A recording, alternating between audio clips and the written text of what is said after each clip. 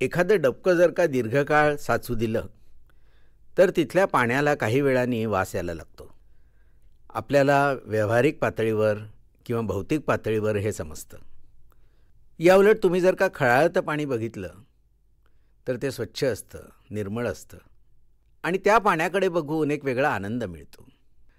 आपल्याला हे भौतिक पातळीवर कळतं, पण आपण हे मानसिक पातळीवर कळून घेण्याचा प्रयत्न करत नाही. बऱ्याच वेळेला आपण जर का आपल्या मनाचा विचार केला तर अनेक गोष्टी त्याच्यामध्ये अकारण साचून पडलेल्या असतात. आपण का इतकं दीर्घकाळ त्या गोष्टी साचू देतो हा एक मोठाच प्रश्न आहे. एखादी अशी गोष्ट घडते जी आपल्या मनाला कुठेतरी वेदना देऊन गेलेली असते. प्रयत्नपूर्वक जर का आपण ती गोष्ट विसरण्याचा प्रयत्न केला तर ती गोष्ट कदाचित आपल्या मनातनं निघून जाण्याचीही शक्यता असते. बऱ्याच वेळेला आपण त्या वेदना जिवंत ठेवण्याचा प्रयत्न करतो. बऱ्याच वेळेला एखादी अतिशय दुःखद गोष्ट घडल्यानंतर माणसं बऱ्याच वेळेला असा विचार करतात की ही वेदना जर का मी विसरलो तर ज्या व्यक्तींच्या बाबतीत ही दुःखद घटना घडली आहे मी त्यांच्यावर काही अन्याय करीन.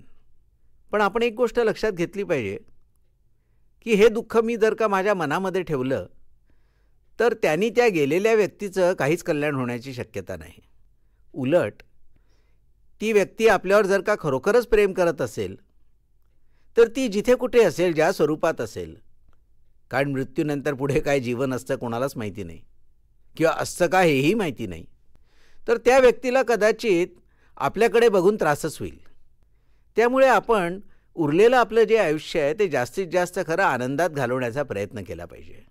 एखाद्याने आपल्यावर उपकार केले असतील तर ते स्मरणं हे योग्यच आहे.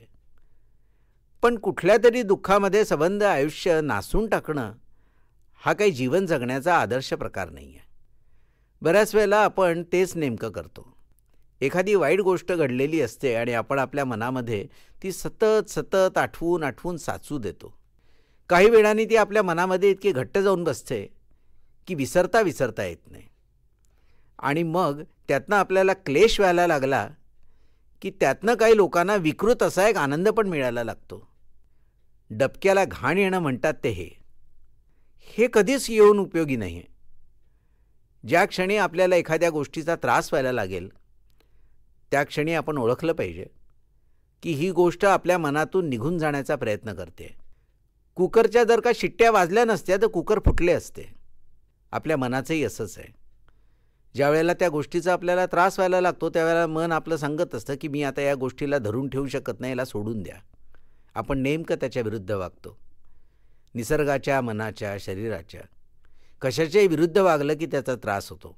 म्हणून तसं वागू नये. तसं न वागण्यात एक मोठा स्वार्थ दडला आहे आणि स्वार्थ दरवेळेला वाईटच असतो असं नाही. आपलं कल्याण करणारा स्वार्थही हितकारकच असतो.